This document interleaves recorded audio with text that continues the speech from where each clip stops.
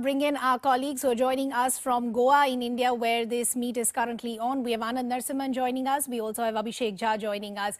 Anand, coming to you first. Day two, a lot to look forward to as far as India is concerned and how the groundwork is going to be laid for the eventual summit in July. But they say for diplomatic events, a lot is read as far as the body language is concerned. Today, when we saw the External Affairs Minister of India, Dr. Jaishankar, meeting his counterparts, there was just a namaste, no handshake. How should that be seen as the position that India has taken? Well, there is nothing wrong as a position. I think namaste is the best way because this is the original way that I bow to the divinity in you. That's what namahate or namaste means. And this is the formal greeting of Bharat. And in Sri Lanka, if you go, it is Ayu Bhavan and it's not a handshake. So namaste is in this region practiced by very countries. Even in Thailand, namaste is the official form of greeting and it's a respectful form. All nations actually use namaste today. Bilawal Bhutto actually, when he was walking in, he did namaste, and as he walked out, he kept his hand here and he said thank you very much. But when they took the picture, neither Dr. Jaishankar nor Bilawal Bhutto took a picture with namaste. Qin Gang actually did folded hands like this and did not do the namaste. But all the other member nations, all the others who came there, did the namaste, and we have all the pictures to show. The other aspect is this formal handshake. So this actually tided over the aspect of will India and Pakistan shake hands with some of the other nations who have issues with each other, will they actually shake hands? So this shake hand movement will not happen. So that was also avoided. So that's the other aspect. But the optics showed very clearly that where India showed a certain level of equanimity, there are certain nations who decided to change their posture. So when you have nations which change their posture, so should that be defined as far as their attitude towards India or India's attitude towards them? So that's a simple point, that everybody did namaste. It's a healthy way in these COVID times too. And it only means that I bow to the divinity in you, and I bow to all of us that who all of us are connected as humanity, and that energy or that divinity that collects all of us as human beings. So that's the philosophical thought. There is a strategic and an optic aspect also, and there is the health aspect, because during COVID times all world leaders were doing namaste, so they practiced it all. So we can look at it however we want to look at it. But those who did not do it, their perspective is what needs to be should be talked about. True.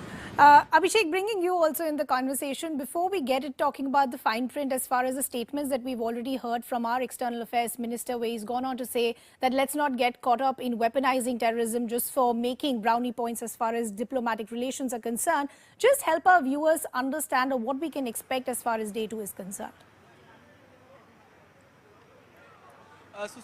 There are a couple of things that this SCO meeting is going to discuss about. First is the expansion of the grouping, where 4 or 5 new members are going to be the dialogue partners, 2 new permanent members are going to be included, Iran and Belarus.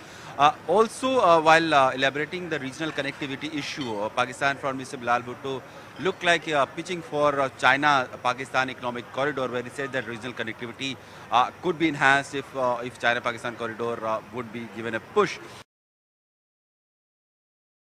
The long pending regional connectivity issue for which the SCO member states have been working very hard for a very long time. Clearly, this is not something that India would want, because to some extent this China-Pakistan economic corridor violates India's sovereign territory as well in the Pakistan-occupied Kashmir. And as Jaishankar, while mentioning about the regional connectivity issue, clearly said that anything on the regional connectivity issue should also respect the sovereignty and the territorial integrity of other nations. So while all the nations, all the member states are one for the commonality and common growth and prosperity, regional connectivity and everything, they are also trying to push for their own interest as well. And this is very much evident in today's meeting. Yeah.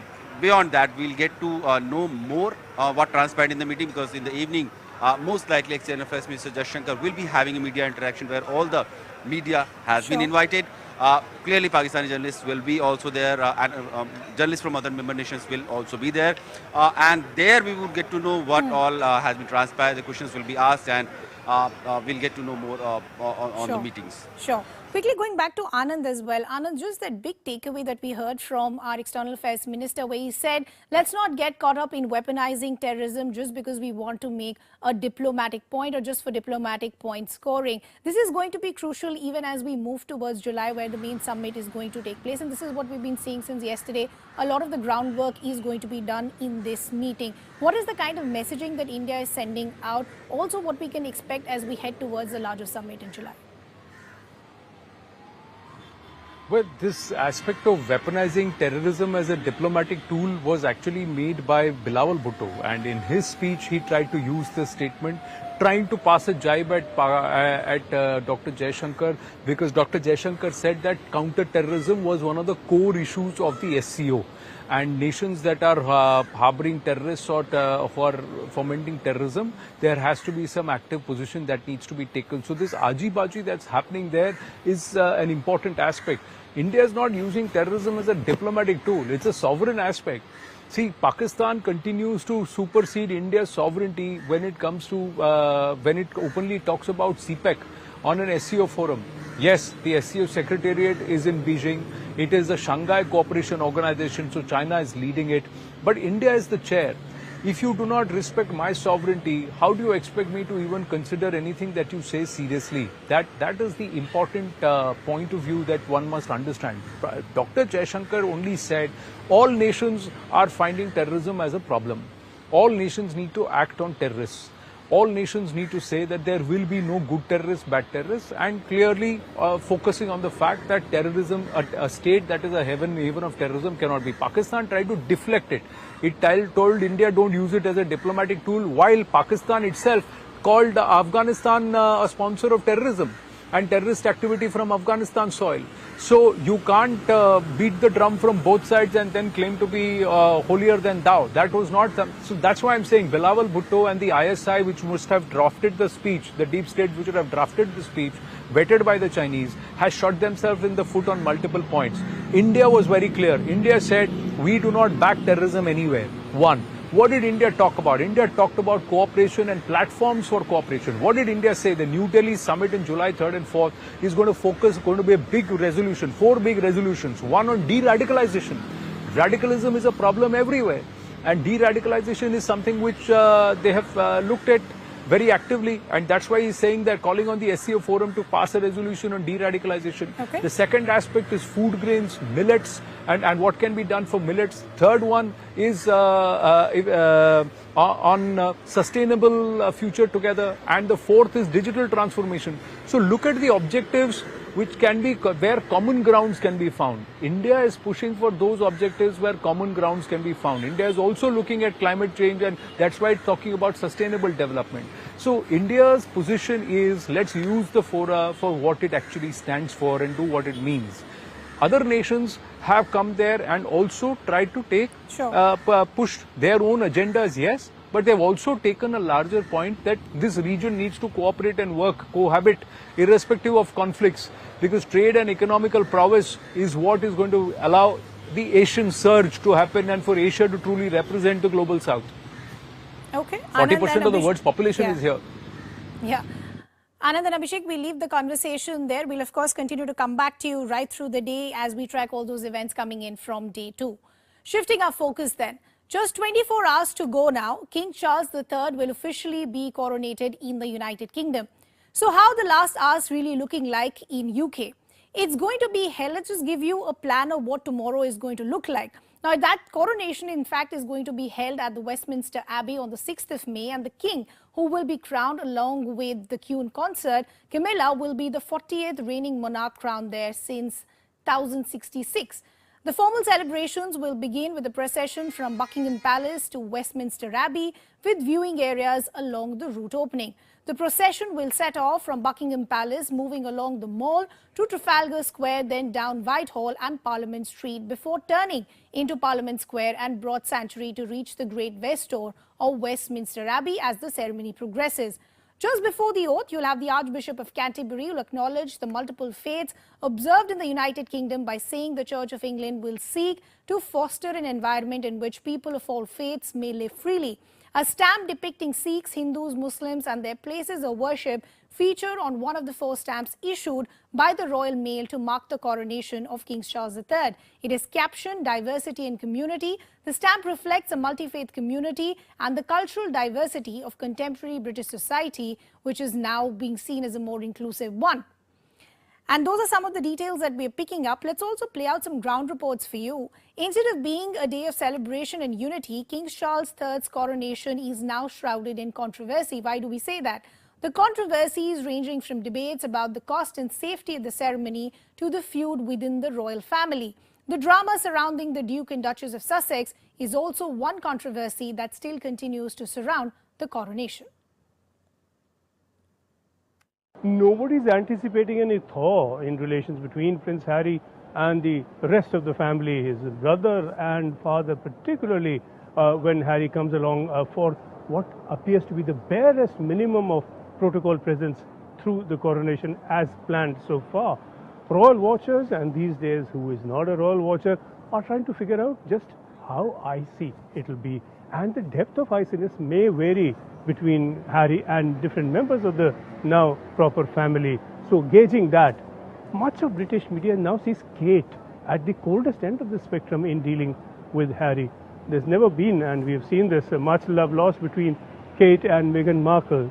But media commentators suggest that Kate has now turned particularly cold to Harry, and perhaps predictably so after Harry's broadside against her too in his book Spare. Kate is believed to have looked to play peacemaker at one stage, and now she is in a cold war with Harry. Royal watchers will be looking out for any public sign, even of one acknowledging the other in public space. And of course, they will be looking out for what the body language, if not any other language, says between Harry and King Charles and his brother William, the Prince of Wales. The fact is that it just gets worse all the time now.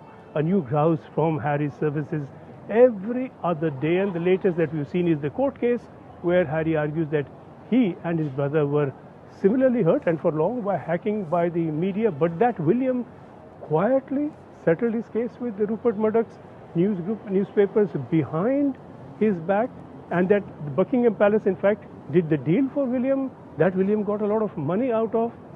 He also believes that Buckingham Palace talked him, Harry, out of either pursuing the case or pursuing a settlement. For Buckingham Palace, you could here read King Charles, as Harry clearly has.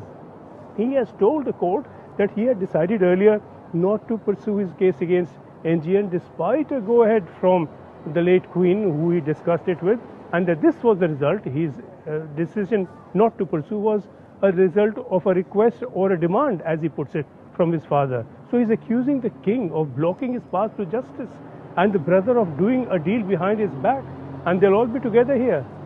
The question therefore on everyone's mind, will all this that's been going on between Harry and the rest surface somehow through the occasion where they are seen together? And this is the first time since Spare that they will be seen together. Will they connect at all? Perhaps in just a show of cordiality. If not, the coronation itself might get frostbite. Let's also now bring in our colleague Sanjay Suri, in fact, is now joining us live to help us understand what are the kind of last-minute touches or arrangements that are being done. Sanjay, it's almost D-Day now, less than 24 hours to now go. Any last-minute arrangements or touches that are now being done to ensure that this event is a grand success? At least that's what the royal family would want. Well, you know, this has been a very well-rehearsed arrangement, and there have been many details that have been planned now for several months through Operation Golden Orb, as this has been called, and down till the last few days there have been rehearsals involving the troops and rehearsals further within Westminster Abbey, where King Charles himself has been taking part in the rehearsals. So there has been a good deal of repetition so far to get this exactly right, and all that could have been prepared for has been done. It's not likely that they will make further changes to that routine at the last minute, because everyone has been trained and tested in the regime that has been set out already. But clearly at the last minute there will be details to look at on the ground. They want to clean the environment in all sorts of ways. There will be a visual cleanliness, and everybody is polishing everything around, everything within sight, and there's also going to be a cleaning up by way of security. The police will want to make full arrangements. We saw the incident at Buckingham Palace where somebody threw cartridges into the premises of the palace, and we have 30,000 police officers on duty for this event, and certainly they will be going through the entire route very carefully, last minute today and quite literally to the last minute tomorrow, to make sure that there is nobody lurking about somewhere with a view to disrupting anything. And the police have warned that they will have no tolerance, that they will be very robust and will act against anyone trying to undermine this occasion. So cleanliness in the last minute stages, polishing up, and also security arrangements, these are all going up to the last minute. Yeah. And Sanjay, as you pointed out, despite all the efforts that are being made by the royal family to ensure this is a huge success, there are many controversies about who's attending, the taxpayers paying the money, so on and so forth. But leaving that aside, just give us an overview what the day will look like, what time does the official procession begin, and what are the kind of paths that will actually be seen for the common public, because I'm sure there will be certain events as far as the ceremony is concerned that will just be restricted for the royal family. Well, let's think of the timing in terms of IST, Indian Standard Time. The procession from Buckingham Palace will begin at 10 minutes to 3 p.m. IST tomorrow, and it will head out from Buckingham Palace towards Westminster Abbey, and it's due to reach Westminster Abbey at 23 minutes past 3, so it is due to take 33 minutes. Now, this sounds very impressive and precise, but it's not necessary that it will be exactly that to the minute. It did not quite work out to the minute at the funeral ceremony for the late Queen. But this is the timing schedule that we've been given, and once this procession arrives at Westminster Abbey, we will have priority in protocol for Britain and the realm countries, which is about 15 countries including Britain that accept the British monarch as their head of state. Australia does, Canada does, New Zealand does, and a number of small countries, mostly in the Caribbean. So they will come in first into the Abbey, followed by the King and Queen, the Queen consort, who will later be anointed Queen.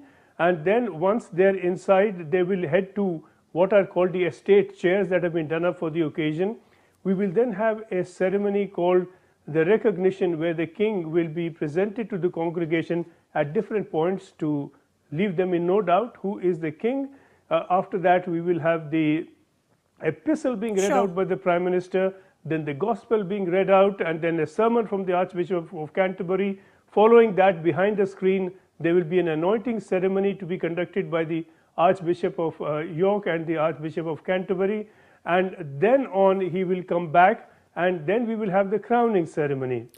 We will have the St. Edward's crown placed on the King's head by the Archbishop of Canterbury, and we will have the gun salute, and people will shout, "God save the King," and that is when the formality of the coronation will be completed. Okay, Sanjay, lots to look forward to. We'll keep coming back to you all through the day. It'll be a busy day for you also tomorrow. We leave the conversation there for now. But we're shifting our focus to some other stories that we're tracking, some news that is coming in from a northeast state of India, that is Manipur, where the situation still remains tense. Shoot-at-sight orders have also been issued for extreme cases in order to contain spiraling violence in the state. The army has also now opened up a 24/7 helpline number for Manipur. The number is 038 622 49122. The Army, the Assam Rifles Rapid Action Force, CAPF, PSF have all been deployed on the ground. All Manipur trains have also been stopped. There's also been a big change in the top brass of the Manipur police. The DG powers have been taken away. Overall control now lies with the advisor of the security. The Indian Air Force has also employed C-17 Globemaster and an AN-32 aircraft to aid the situation. The Home Minister has cancelled his events in Karnataka, is reviewing the situation in real time. Flag marches also continue in sensitive areas. News 18's Kamalika Sen Gupta also now joining us on the broadcast. Kamalika, first help our viewers understand what does the situation currently look like in Manipur? see the situation, we can say, a little better than what it was yesterday and day before yesterday. Yesterday and day before yesterday, the situation went out of hand, for which the shoot at sight order was initiated. So now what we are getting it from the ground, that situation is a little better than what it was. According to Indian Army also, the situation is coming back to normalcy. The situation is under control. But a top administrative source has told News 18 from Manipur that the situation on ground is very tense but still in hand. So, you know, like yesterday and day before yesterday, things just went out of hand, for which, so much of troops has been deployed, and today as I am talking to you, it's more than 60 column army deployments there. They are doing flag marches everywhere. From near about 4,000 to 10,000 people have been taken to safer places. But now what the Indian Army has done, which is very much required at this point of time, that they have come up with helplines. Now since the internet is banned, so they have asked this, helpline numbers, which we are also showing in our channel, to circulate via SMS. And if there is any problem anywhere, then they can contact. Now, last 2 days, the distressed people, whom will they contact, how things will work, that was not clear.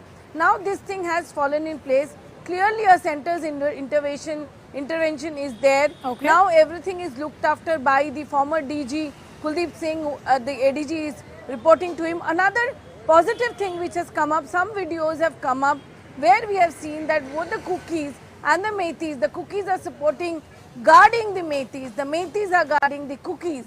Now this is very interesting. This is something which is actually Manipur, where all the communities coexist. These videos have also come up today, which is very interesting, and this is something which is actually the culture of Manipur, people are saying. Sure. But on ground, the tension is very much there. Anytime anything can happen, that sense of panic is still there.